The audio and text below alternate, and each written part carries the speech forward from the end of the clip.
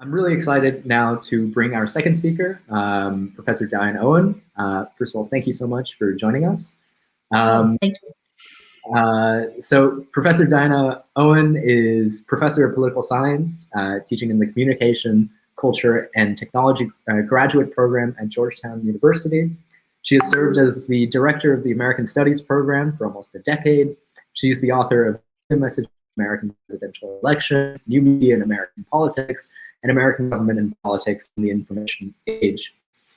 Currently, she's been exploring the relationship between civic education and political engagement, and the role of new media in politics.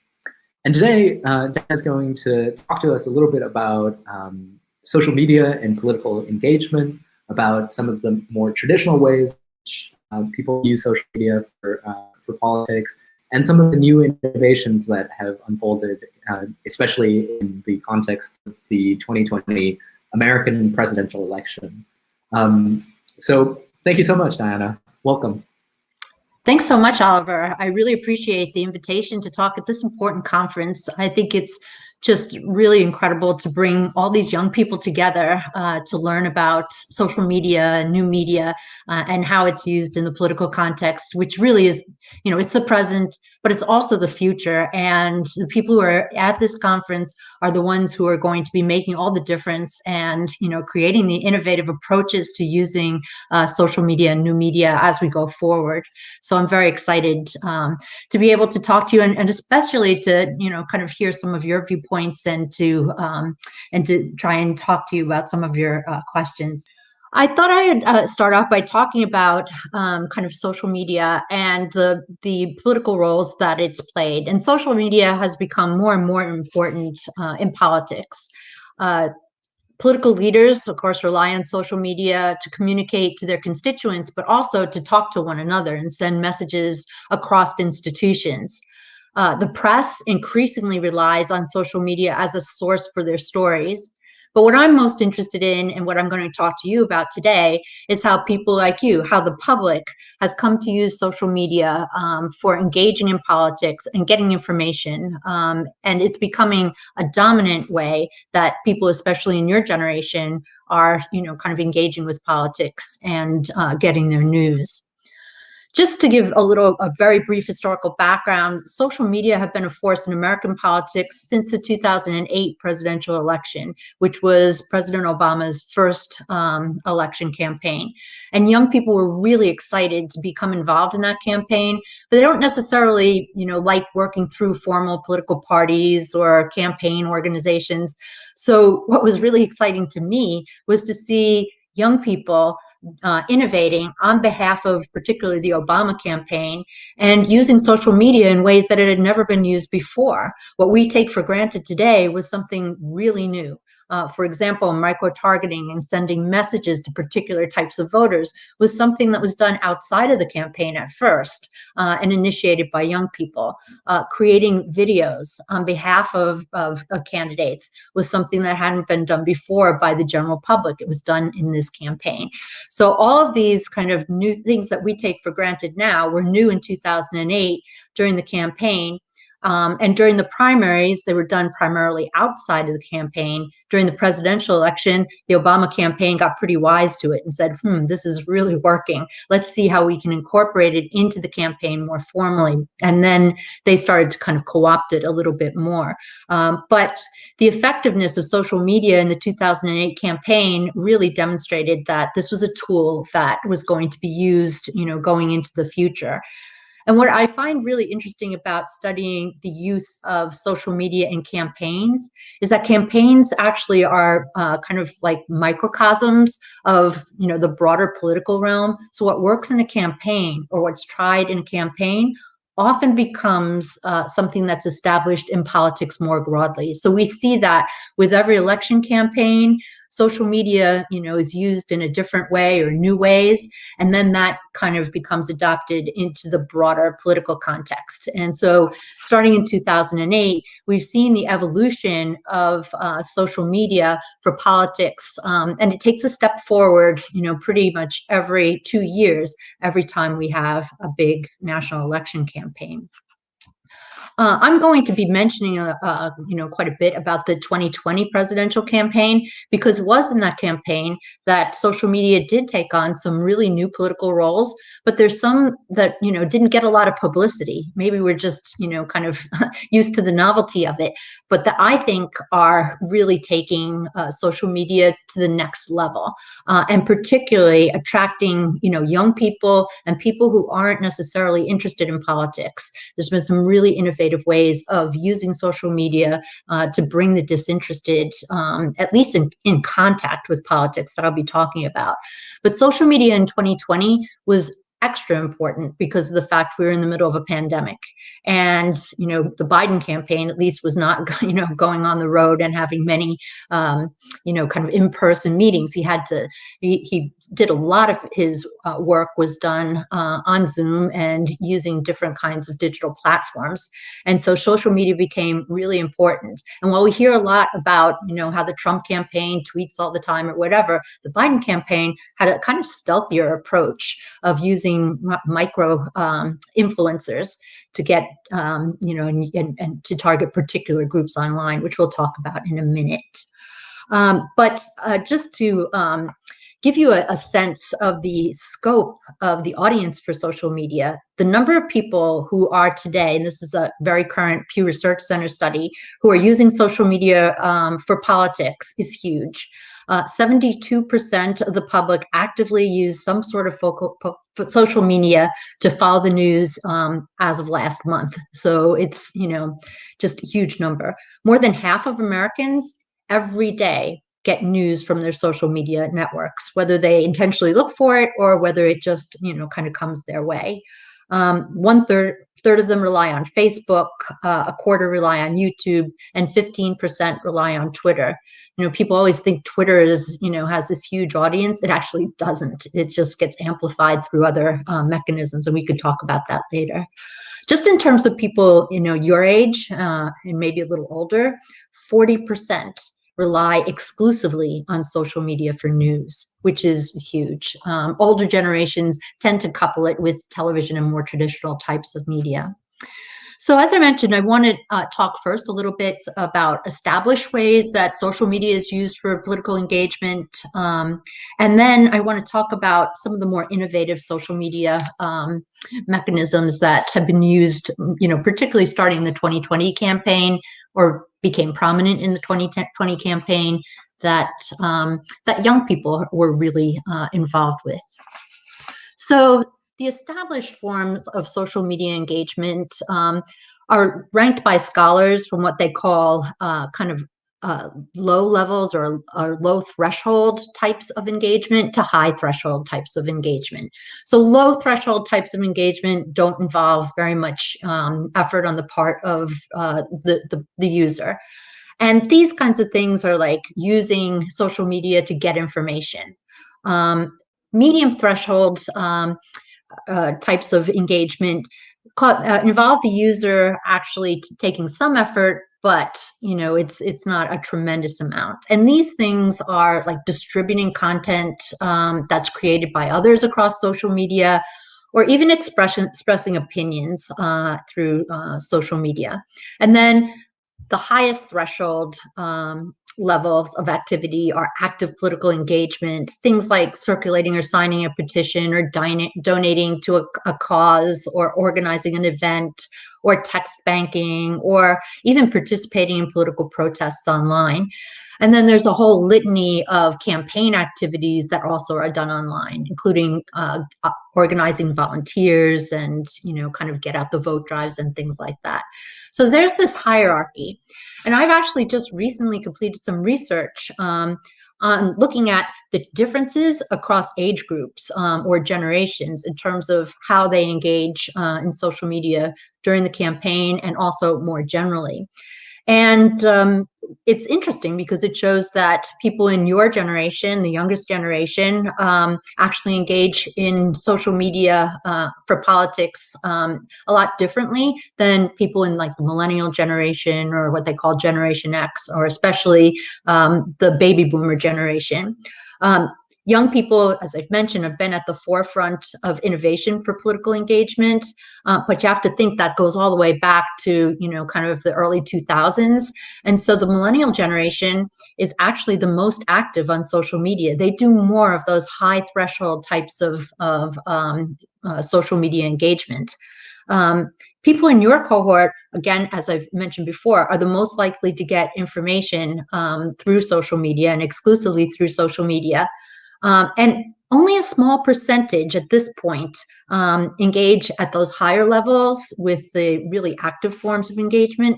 But some of the things that your generation is doing are really, kind of powerful, and they go beyond what people in other generations are doing. For example, they're forming groups and organizing phone banking on their own. They're training volunteers in, kind of new ways using social media. And I think something that's particularly important is that they're most likely to create and disseminate their own videos starring themselves. This really helps with peer-to-peer outreach. People, in your age group, or with any age group, like to see themselves, people like themselves who are involved, and then they can model that kind of behavior. And that's where TikTok, which we'll talk about a little bit later, comes into play. So those are, that's kind of a very quick overview of the kinds of established social media engagements of formats. But now I'd like to turn to some of the things that I thought were particularly interesting and novel during the 2020 election, and that have carried over. Social media influencers are nothing new. Particularly A-list, entertainment personalities, sports stars, even, kind of high-profile political activists and leaders have always been political influencers and social media influencers. I mean, Donald Trump is probably the #1 social media influencer in terms of what he does with Twitter. And he has a lot of people that, kind of have followed his guidelines and have started to, kind of use it in the same way. But something that I thought was particularly interesting, and was something that young people were engaging in during the 2020 election, was the use of what they called nano influencers or micro influencers to really get the word out about candidates and their issues. And it was interesting. It happened on both sides, on the Republican and the Democratic side, but it really was used a lot by the Biden campaign. So nano influencers generally are people who have followings of 10,000 people or less. They reach really small, targeted audiences, and oftentimes they're not political. They have a lot of people that were, experts in fashion and makeup, or experts in sports, or in some form of kind of some way of forming a community around something that was not political.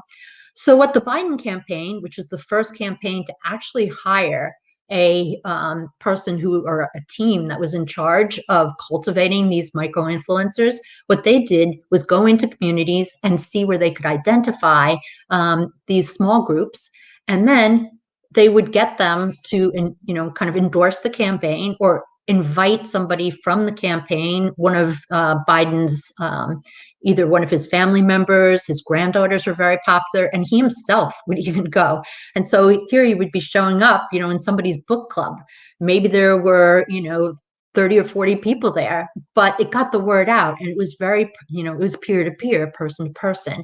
And it was an extremely effective way, under the radar, particularly when you can't go out on the campaign trail because of COVID, of, kind of networking in a new way using social media.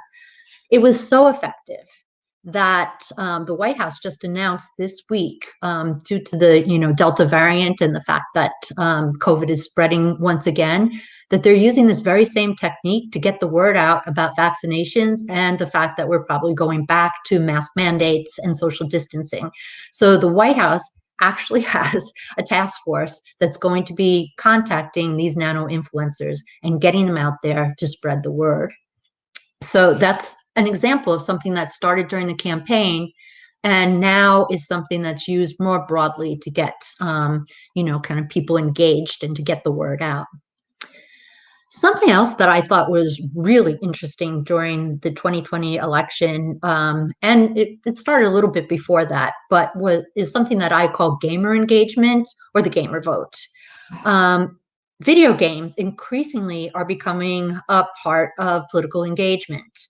And their games are used in a number of ways. First of all, they reach millions of people. There's an estimated 132 million Americans who are of voting age who are gamers. And many of those gamers are younger and also politically, disengaged. They're not really interested in politics.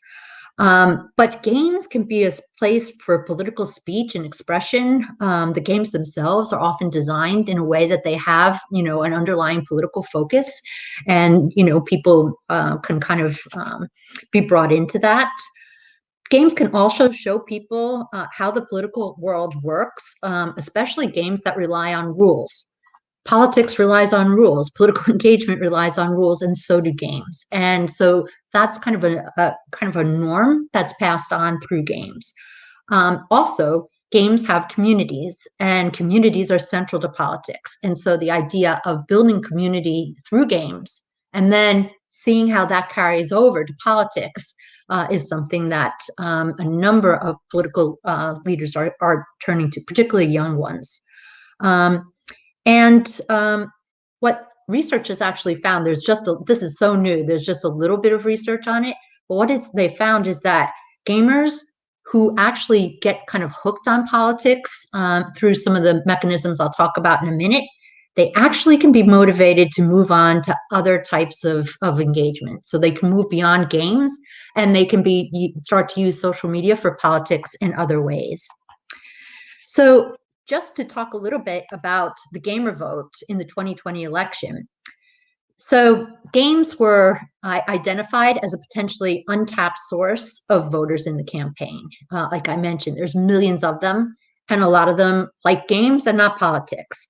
And the fact that they reach so many young people really made them attractive to some young political leaders, including in the US Congress, who felt that they could try and entice people to become, at least, kind of have politics on their radar through the use of games.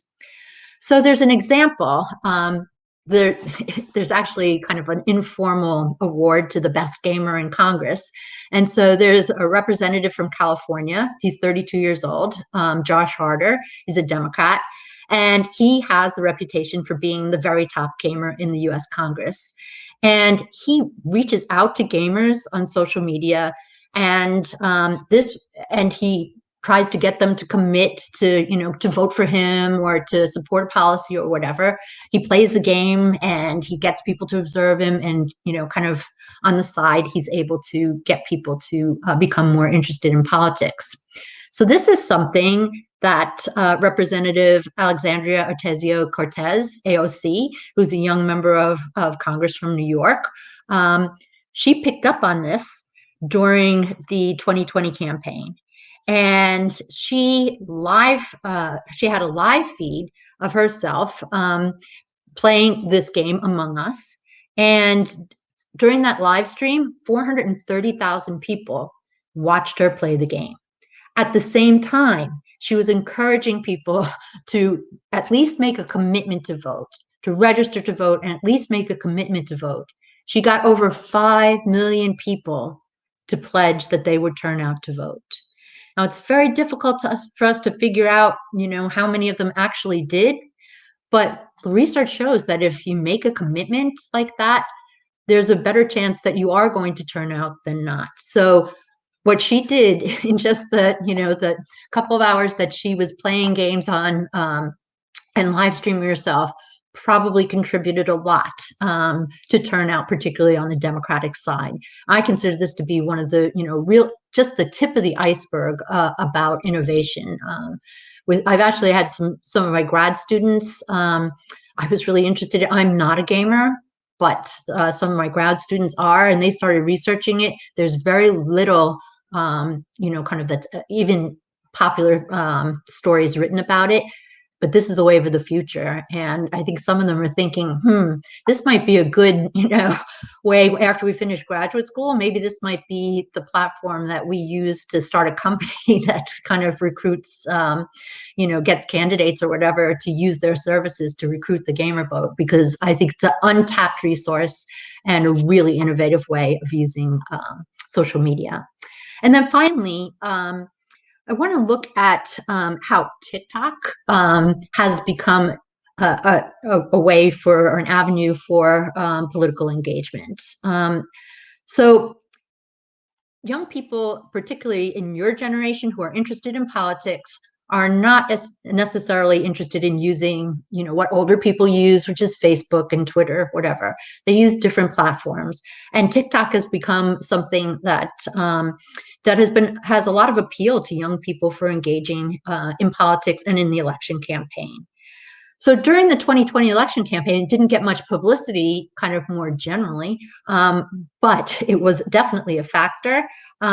TikTok really emerged as a new platform where younger people were getting engaged in the campaign.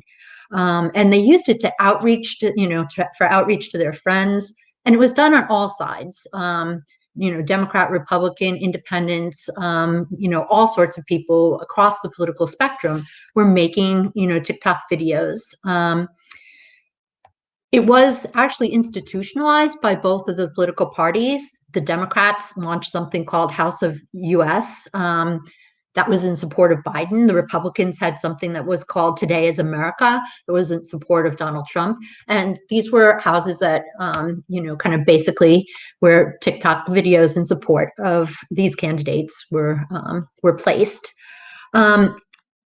TikTok creators also who were influencers and who, have a popular following, were recruited not only by campaigns, but also by people that were just, kind of interested in politics, to make videos that would really be engaging and get people's attention. There's also some ways that you can make money doing this, a small amount, but it gets paid. You get paid by the view or something. So there's lots of ways of getting involved. TikTok, I think, has a lot of potential to be effective for political engagement for a number of reasons. First, it reaches a large number of people, particularly the younger age group. It has surpassed Facebook as the most downloaded app in the world. So TikTok is, extremely, kind of widely used. It also has, as the games, the ability to attract people who aren't necessarily interested in politics. So, they reach people. There was one study that showed that primarily the political videos were reaching people that were under the age of 26. It also is a form of peer-to-peer communication, which works really well. But it has a special characteristic in that it's performative.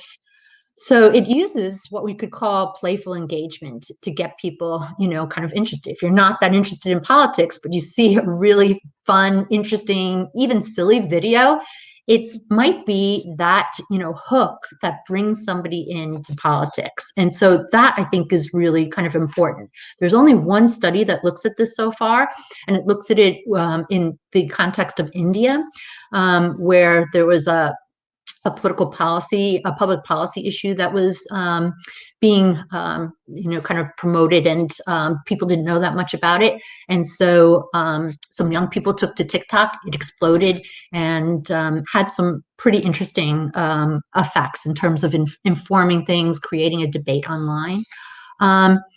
It also breaks new ground because users can give a very personalized view of politics, something that might not even exist in the mainstream political world. It's a new take, and that's something that makes it powerful. The other thing too is that the reactions and the creation of, kind of new videos based on the original videos creates a huge amplification effect for videos that catch on. So those are the three major, kind of innovations that there's others, but I thought those are the ones that really have caught my eye as being particularly kind of interesting, and also something that people in your age group are at the forefront, and you'll take it further and you'll go in new directions. So my just concluding thoughts are that social media is an entrenched form of political engagement. It's important.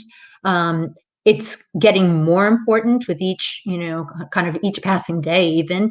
And I just want to reiterate that it's people like you who are going to, make it even more transformative than it is already. I gave you a few examples, but those are still coloring within the lines. I think, you and people like you are probably going to come up with things that are even more enticing to bring more people into the political fold, particularly young people. So those are all my prepared comments, and I'm happy to take any questions that you have. I'm excited to see how you come up on the stage too. Yeah, it's a funny little platform. So first of all, thank you so much, Diana, for that. We already have a lot of questions in the Q&A section, so we're just gonna go sort by the time of posting. So I'll go with Paloma first. Paloma asked, don't you think the idea of using gaming as a tool to understand politics for the reason that they both depend on rules could actually lead to extremism? Well, thank you for asking that question, Paloma, because I gave a very quick take on each of these topics, and actually cut out, just in the interest of time, a discussion on that very topic. I mean, I tried to give the more positive aspects of using these tools, but you are absolutely right.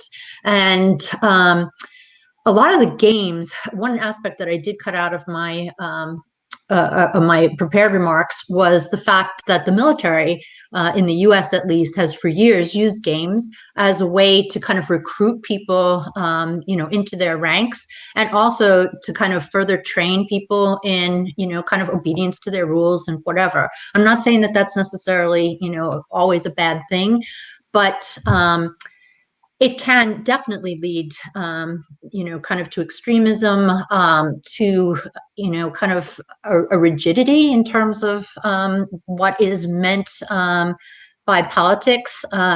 And I think it can be, kind of definitely, there are some dangerous tendencies. What I was highlighting and what I saw as being a positive way of using gaming was as it was used by AOC and Josh Harder and others, which is they play a game just to get people engaged. But the other part that I did, which is another way that games are used, is to actually create political games that get, not just the ones that you use in the classroom, but the ones that have, millions of users who play in terms of communities and start to form, kind of regimes that, are extreme or authoritarian. And, gamers become so psychologically engaged in these kinds of games that it definitely can become a real problem. So I thank you for pointing this out. I guess what I was trying to focus on were, I guess, more mainstream forms of engagement, but this is something that's going on, and there is a literature on this about how it can contribute to extreme. So this is Pavanis' question. So it's a two-part question. Politicians may mistake the views of a few on social media with the views of the many, ultimately becoming bad public policy. This may lead to unequal participation, where vulnerable populations end up ignored, where fringe groups appear mainstream. Now, the question is, how do you suggest policy should evaluate the possible setback of being in the middle of interest and regressive possibilities?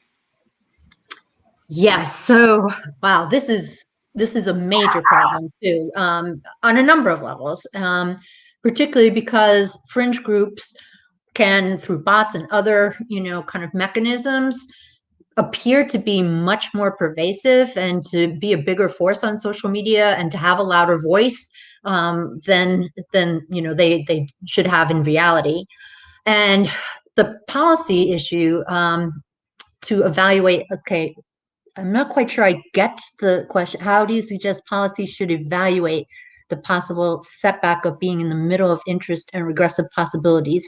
So I guess it sounds like you're suggesting, is there a way that we can create some policies that would still allow for freedom of speech, which is something that's, of course, in the US, kind of a preeminent freedom, but also protect against this idea that you can have these repressive minorities taking center stage and, having a bigger say in, kind of in the political process than they should. Not even just bigger say. I mean, I'll just give an example of the January 6th insurrection. This was driven largely by social media. It began with a Stop the Steal post by Donald Trump's son, Donald Jr. He's a big political influencer, but he doesn't have that many followers. He has a lot, but not that many followers on Twitter. But it got picked up by, kind of more and more of these, kind of very extreme people and who are circulating the message in their networks. And it became, it just became kind of overwhelming. And ultimately, we know how the whole thing played out. But much of what happened on January 6th was organized by a small group and executed through social media. I think that in the US, we have a really hard time making policies that can curb this. And this is something I think about a lot. Like, what can we do? Because of the fact that people do value their speech. And if you shut down some kinds of speech, some people see it's a slippery slope. I'm not suggesting that I do. I think we should hold the big tech companies more responsible for the content that that appears there. I just read a piece that today, for example, there's some researchers that are at NYU, New York University. They're computer scientists, and they had been doing a study of Facebook ads and how they got placed. And they were discovering kind of what you're implying in your lead up to your question, that there's kind of small number of kind of very extreme groups who are very adept at manipulating Facebook to get these ads placed in places where they're going to be seen by a lot of people and then taken seriously by a lot of people, and ultimately could have some kind of negative consequences. Well, Facebook takes a long time shutting down a lot of horrible speech and a lot of calls for divisive action. Takes them a long time to do that. They shut the study down, and they shut down and closed off the accounts of all these researchers because they didn't like the fact that they were prying into kind of the sources of these kinds of ad placements, which are amplified in a way that could be dangerous. So I'm sorry I don't have a better answer to your question about what kind of policy could possibly be put into place. I think that it really would start with going to the big media companies, who every time they get into trouble about not having enough kind of power, or not closing down things as much as they should, they show up at Congress and say that they're going to regulate themselves, and Congress sends them on their way. I think that needs to stop. Okay, so I'm gonna now pick some students that haven't gotten a chance to get their questions either in this session or the last. So this is Arya's question. Arya, would you like to share the question yourself? Yes. So do you think the high voter turnout in recent years, especially the 2020 election, is reflective of the power of social media to increase transparency and accountability in political office? For example, I feel like a lot of people, through the use of social media, have realized that some of these politicians aren't holding up what they promised to us. And I feel like this kind of frustration in many cases has led to many people to actually show up at the voting booth. What are your thoughts on that? Yeah, I think there's a lot of ways that social media acts to get people, activated and to show up at the voting booth. And I think that definitely is one of them. I think the fact that social media, it's a double-edged sword. On the one hand, it does show transparency, and so it is going to get some people who would not be motivated otherwise to turn out. On the other hand, it can be so noisy and so kind of I guess have such a negative impact in the way that it could breed frustration. But I would have to agree about the 2020 election. I think so much of that election, because we had a different dynamic, because so much of it was happening digitally, that social media was able to expose these things, like you said, and they did a good job of it. I mean, the other day, it's kind of, I was meeting with a government leader from Cameroon who was brought here by the State Department to actually learn about social media and civic education or whatever. And he gets here, and in his home country, he's being attacked on social media for something that he didn't do. So he says to me, "What am I going to do about this?" And I said, because he was kind of scared and it wasn't true. I said, "You can't just let it stand. You need to be, you need to tell the truth and get the word out, to be transparent about it." And that's what social media will allow you to do. I think it does, kind of create this space where people have the opportunity, to put out whatever they want.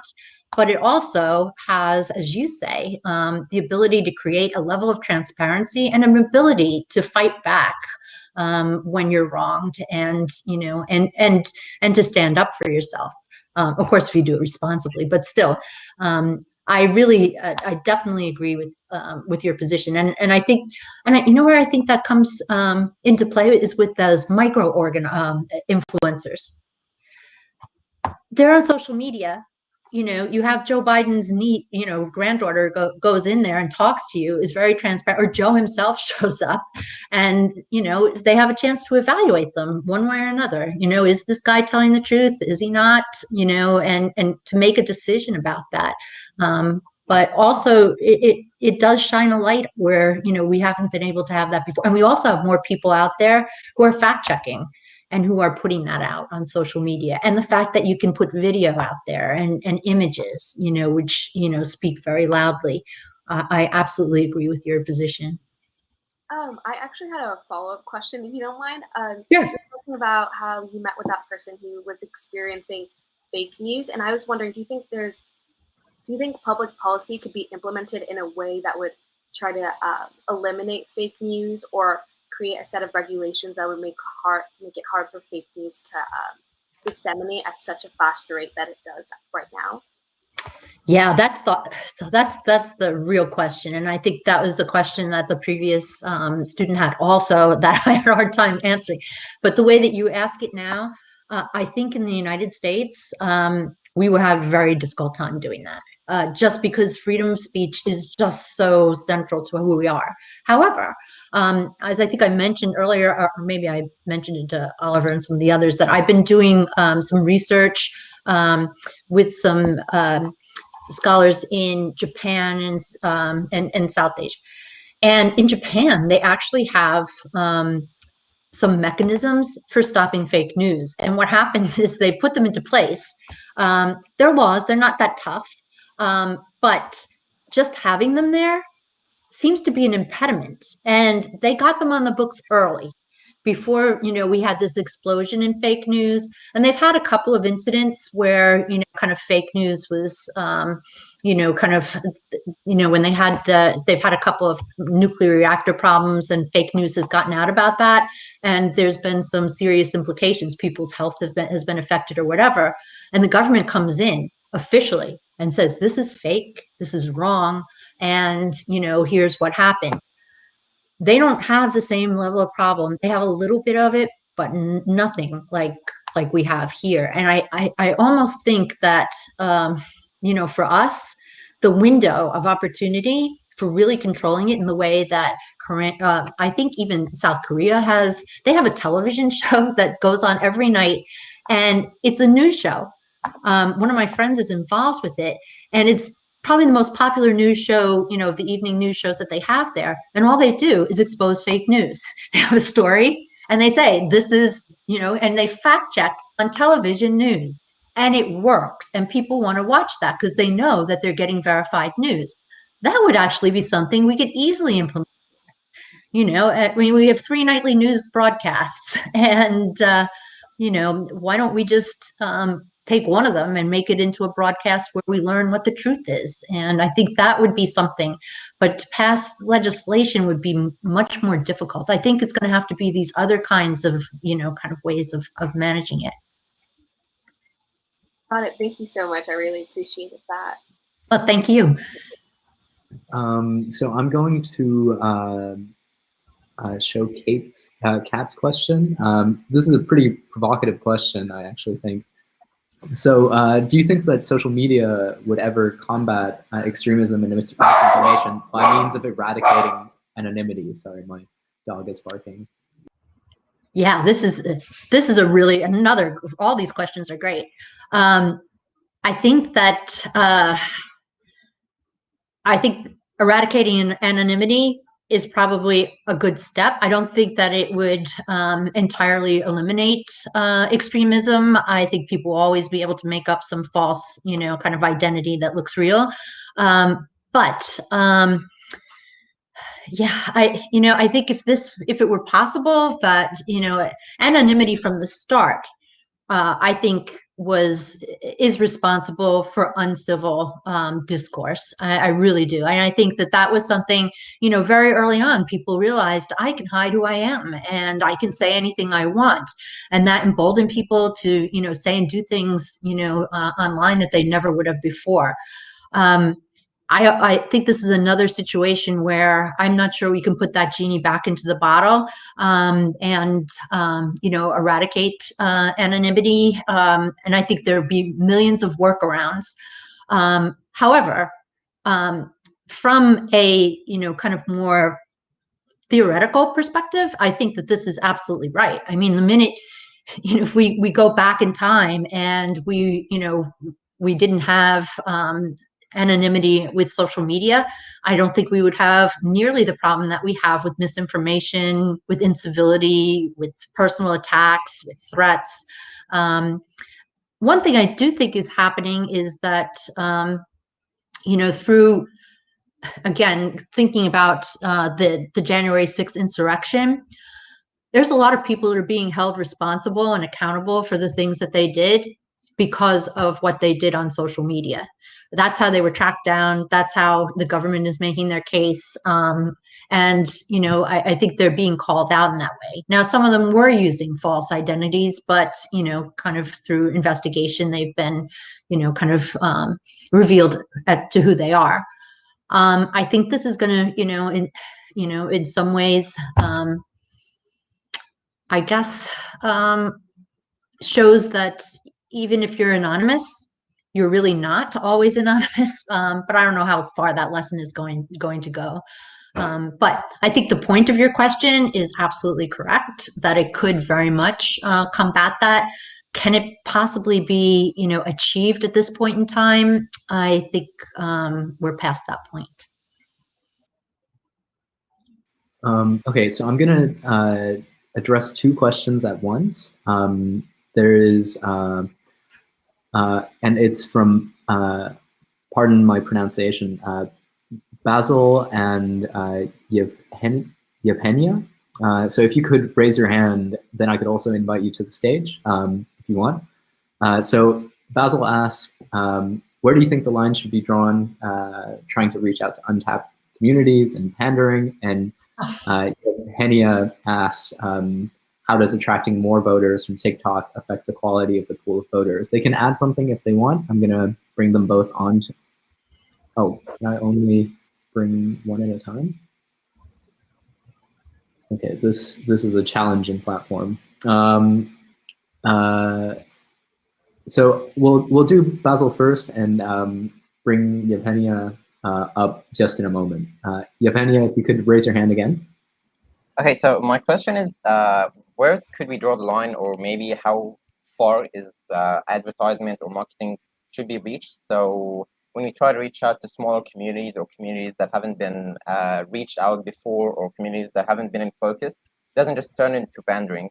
Because when there's a community that hasn't been touched like in a long time or just ever, and then suddenly out of nowhere they start being advertised to or reached out to, they this thought at the back of their mind where we're just being bandered to, and they just want our vote, but they don't actually maybe care about our needs or wants, or they don't care about our opinions and just want to reach out to a bigger community or more votes or stuff like that. So where do you think we should draw the line, or how should ad like marketing and reach out be? So that sort of pandering doesn't come up a lot. And I'm gonna just bring Yevgenia up real quick because I had kicked him. Unfortunately, I don't know how else to do this, but to kick you off, Basil. I'm so sorry. Hi,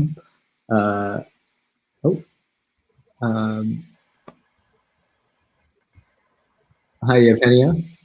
Hi, you may call me Jane if that's more comfortable to you. Yeah. So my question is, how does attracting more voters from TikTok affect the quality of the pool of the voters? Great. So these are both excellent questions, and I'll take Basil's question first about when does outreach to small communities of voters or untapped communities, some of them are very big communities of voters, when does that become pandering? I think that that's something that's a real issue and a real problem, because particularly with the youth vote, there's a lot in presidential elections, but even on down the line, youth voters are untapped voters. They're often unaffiliated with the political party, so they're up for grabs. And politicians, at least here in the United States, when they see that, particularly that they're in a close race, they go and reach out to them. And, you know, they act like, oh, yes, we're going to, you know, kind of fulfill your every wish. And once I get in office, you know, you're my major concern. And I'll give a good example because it's from the beginning of the, what I would call the new media era, where we had a lot of entertainment politics and we started to move into the digital age. And that's Bill Clinton. Bill Clinton and Al Gore would not have won that election without the youth vote. And they went out of their way, particularly Bill Clinton. He went on MTV at the time, was a very popular, you know, kind of platform, popular show. And they had gotten involved with something called Rock the Vote. And Clinton famously went on and answered questions about, you know, what are your policies that you want me to represent? And they'd said education and jobs and all of these things. And he's like, yes, yes. It's also the famous appearance where he was asked, do you prefer boxers or briefs? Boxers. But he goes on, and he's basically, I would say, pandering to young people and telling them, you are going to you know, go get everything if you vote for me. The day that they, you know, kind of when they won in their, you know, acceptance speech, Clinton and Gore said, we could not have won without the youth vote. And they couldn't have. If you look at the turnout, it was up. And the youth vote kind of put them over the top. Once they got into office, they completely forgot about young people, forgot completely about their agenda, and, you know, and didn't give them the time of day, and, you know, did very little for youth. So that, you know, is a clear example of what Basil was talking about, that politicians will sometimes pander to these groups, and then once they're in.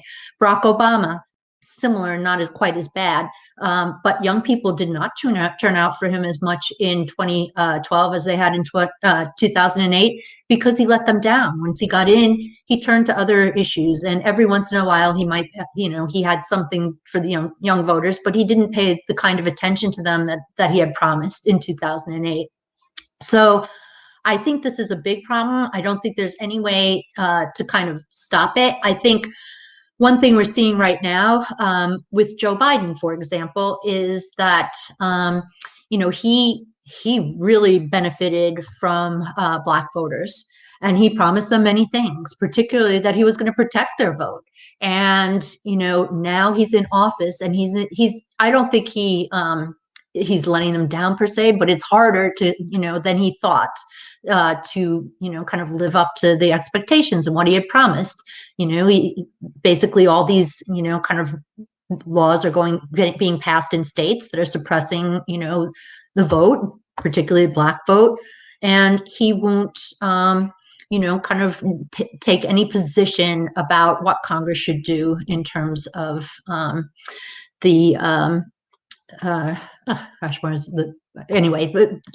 what Congress should do. He's not pressuring them in the way that he should. So they're feeling, as if they're neglected. I think, and I don't know what the answer is to that, because politicians are always going to see where, okay, here's some untapped votes. I'm going to try and go in there and try and get them, kind of get them interested. My own personal view on that is that the more you kind of get people interested who aren't and pull them into the fold, some of them at least are going to become activists, and they're going to start advocating for things that they need. And when they see that they're not getting what they were promised, they're going to put pressure on and, kind of hold back and exert their power. So does attracting more voters from TikTok affect the quality of the pool of voters? I honestly think the gaming, the TikTok, all of these things bring some voters into the fold who haven't, kind of studied policy or candidates or anything, and you are getting voters who are less interested, less engaged, less active, less informed, and more likely to be manipulated, which I think is a huge problem. And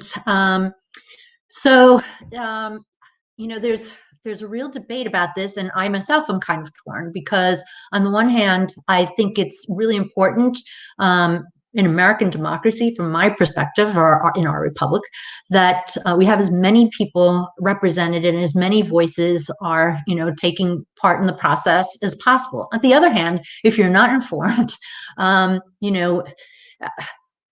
there's a lot of you, and you're also able to be, kind of, I wouldn't say manipulated, but managed in a way that, skillful politicians can do.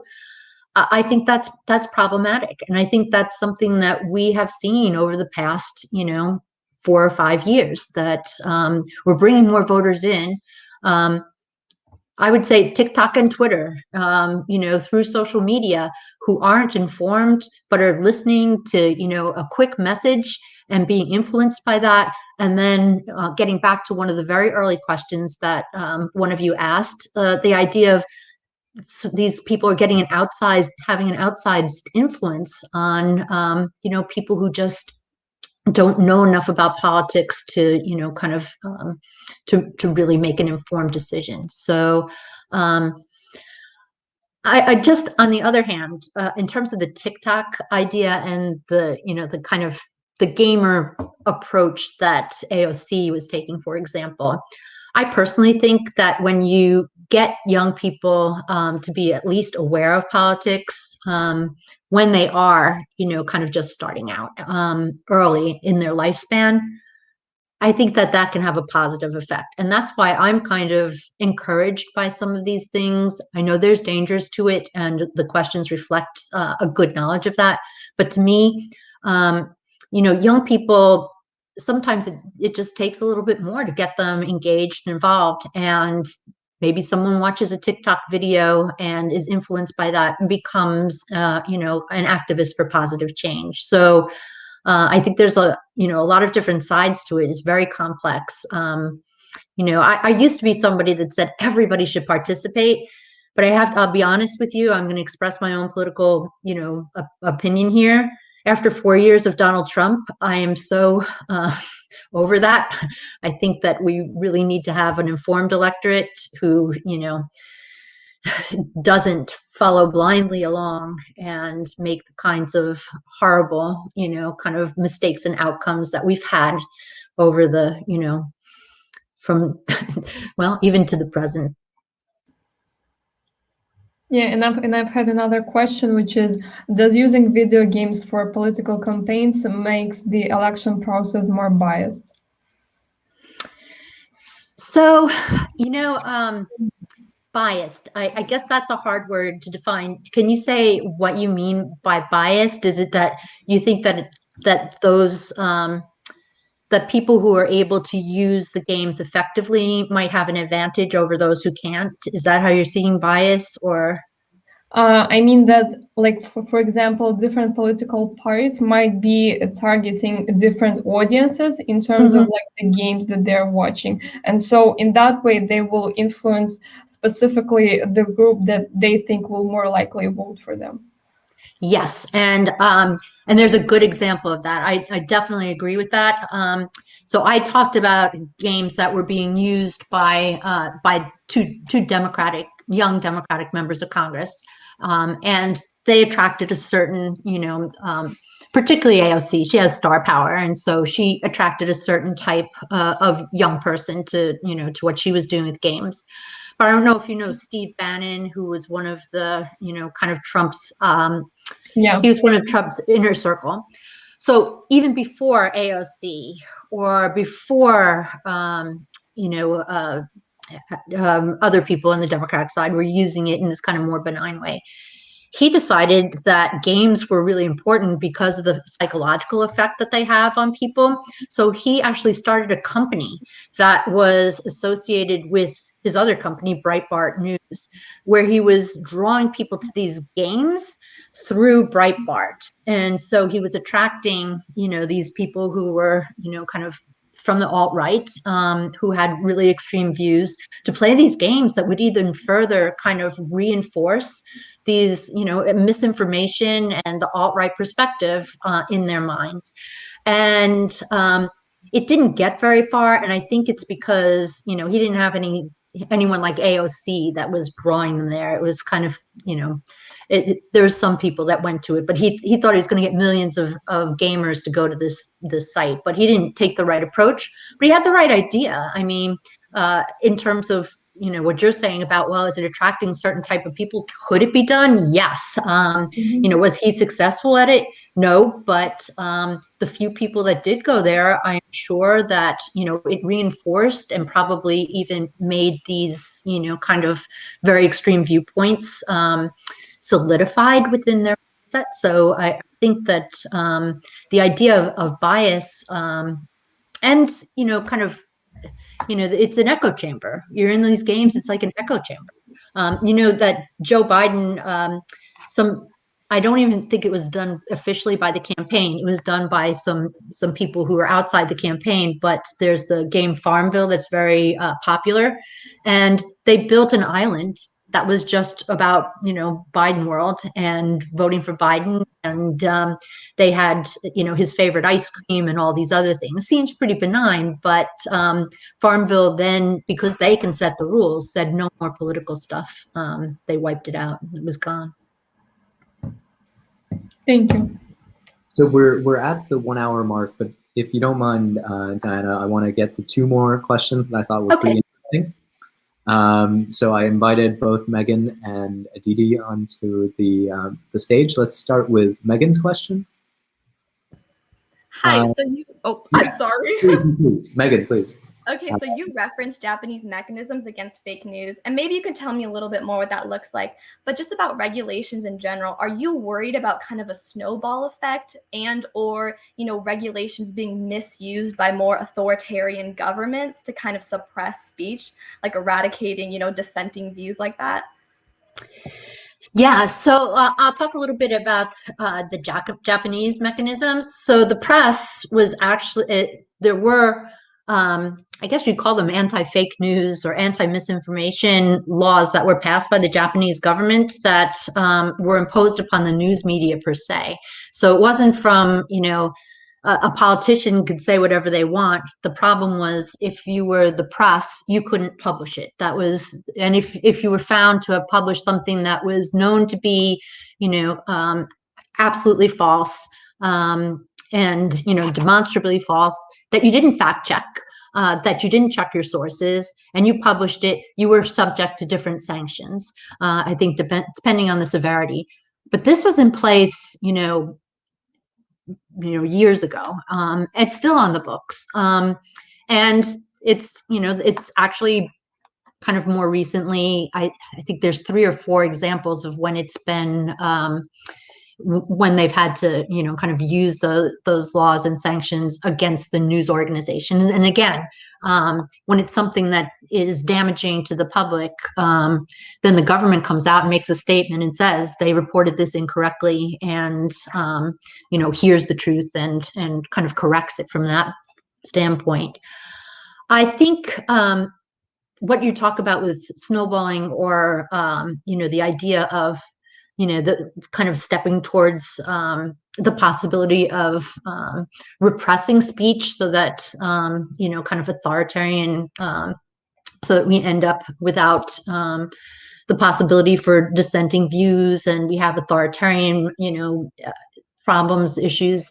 I think that is the fear, and that's the fear that I have, actually, to be honest with you, because again, we had Donald Trump in office. This is a person who threatened, to shut down news organizations that, that basically presented dissenting views to his own. And to have the government back and kind of support news organizations that were in support of his views.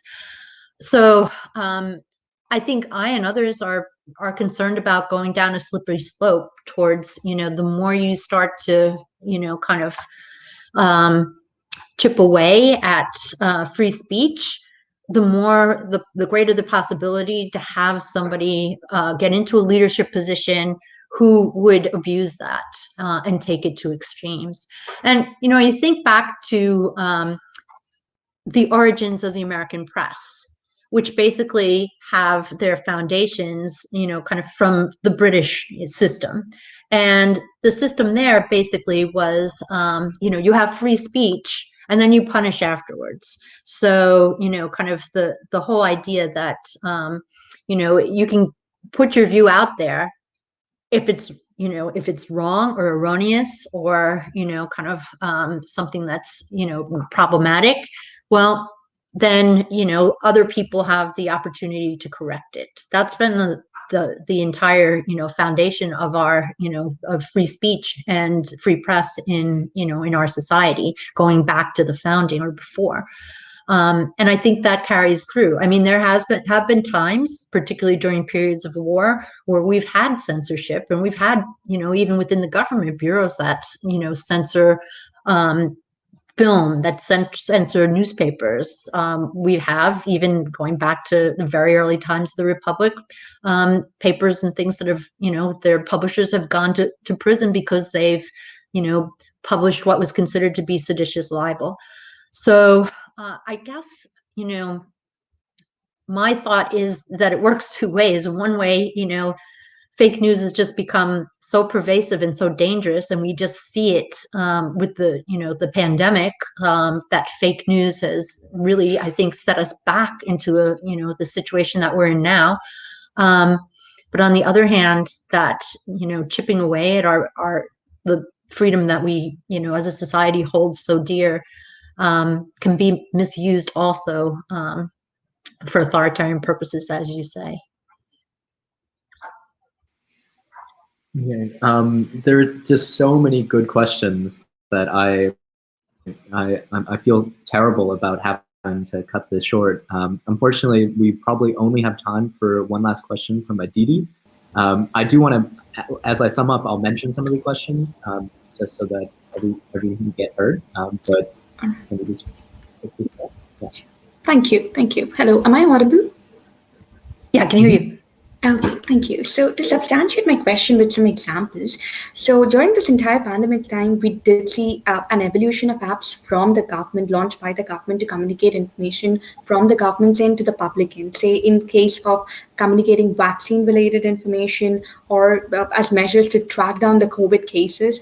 So do you believe such modes of communication, such platforms or applications, would be effective in controlling the manipulation of information from the government to the public? Or do you think this would end up being one-way mode of communication that is catering specifically to the government and not really a very democratic form of communication? This is a really interesting proposal, and a really, I think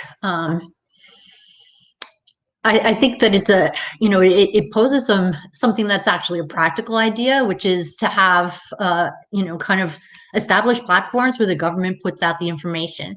And I think that's happened quite a bit, at least on the local level. And, if we go to different government platforms, like the CDC and NIH and other places like nationally, there has been, the content about COVID, for example, has been pretty good. I live just outside of Washington, D.C., because Georgetown University is in Washington, D.C. I live in Maryland, just on the border. And my county has 1.2 million people, which is one of the bigger counties in the United States. So it's like, actually, it's bigger than 10 states. The government of my county has put together its own communication platform that is really reliable and really good, and people have been tuning into it. I don't know, I mean, all the people that I know go there to get the bottom line, to get the real information about what's going on. I think the real problem is that people who know how to find these platforms go there, and they're good and they're helpful, and I think it's a really effective and good way to get real information out and reliable information. Problem is, you're not reaching a lot of people who don't know how to go there. I'm very interested in civic education, and to me, this is one of the key things is, civic education needs to, kind of impart, how do you get to these places? How do you find, reliable information, and to, get young people, even kids in elementary school to start learning about, you can go to these sources.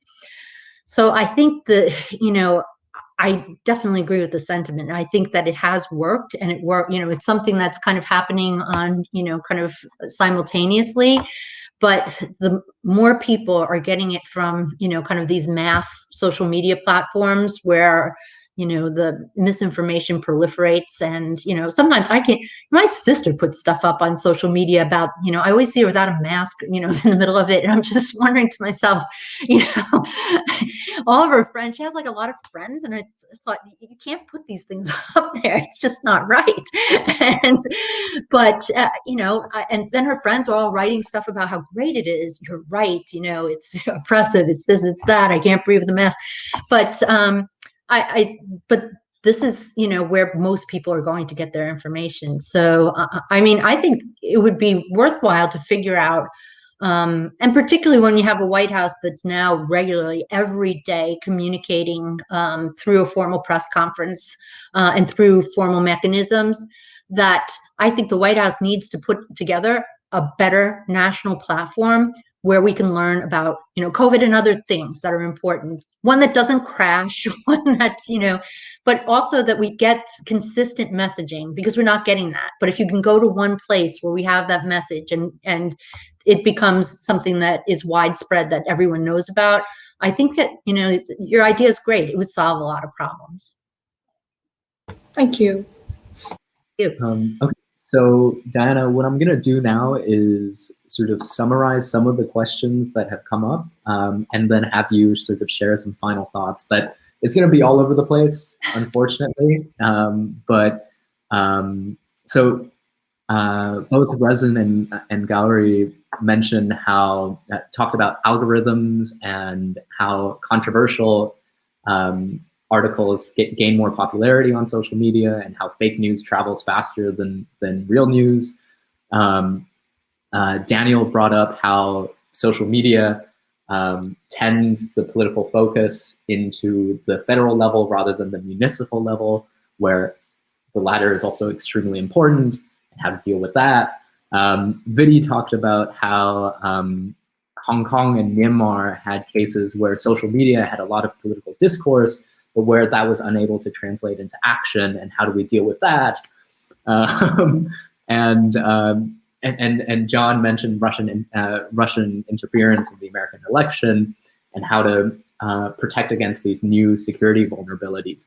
So really, just so many issues, but all extremely interesting questions.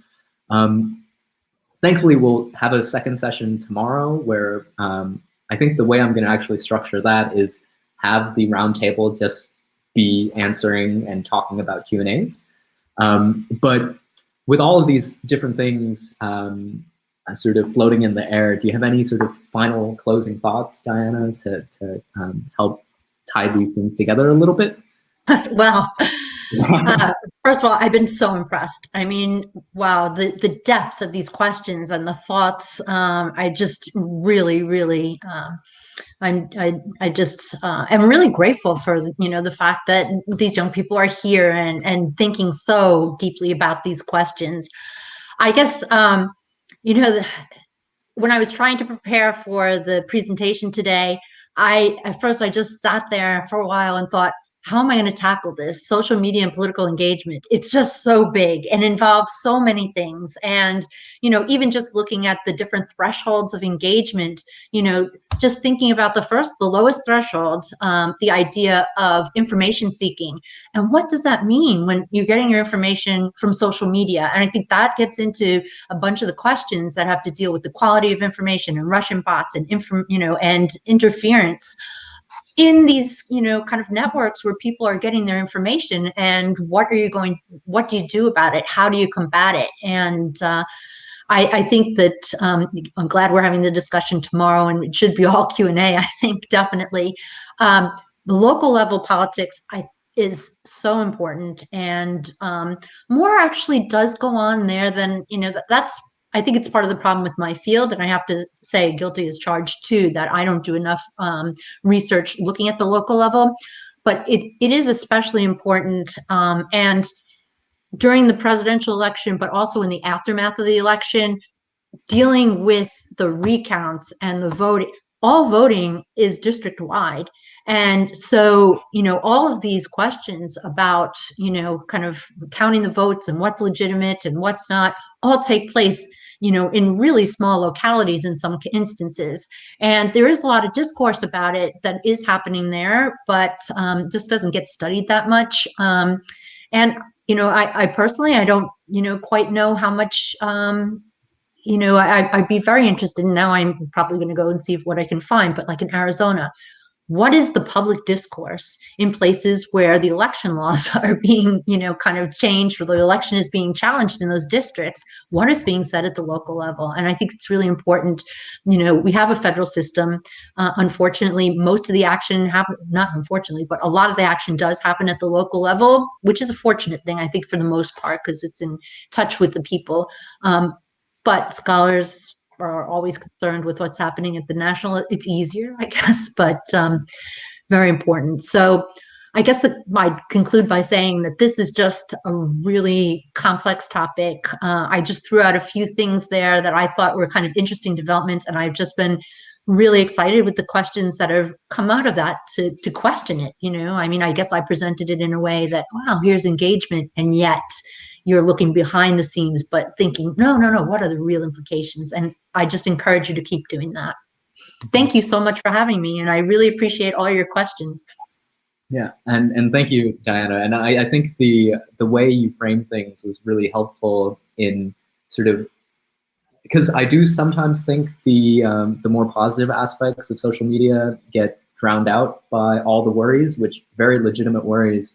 But in the pushback and the conversations that we've had, I think we've gotten a pretty interesting picture that the students will now sort of, as they move into the work session and start doing the policy proposals, they'll dive in, do more research, and get their gears turning on these issues. Okay, so thank you so much, Diana. I guess we'll see you again tomorrow. See you tomorrow. Great. Thanks so much, Oliver. Thanks, everyone.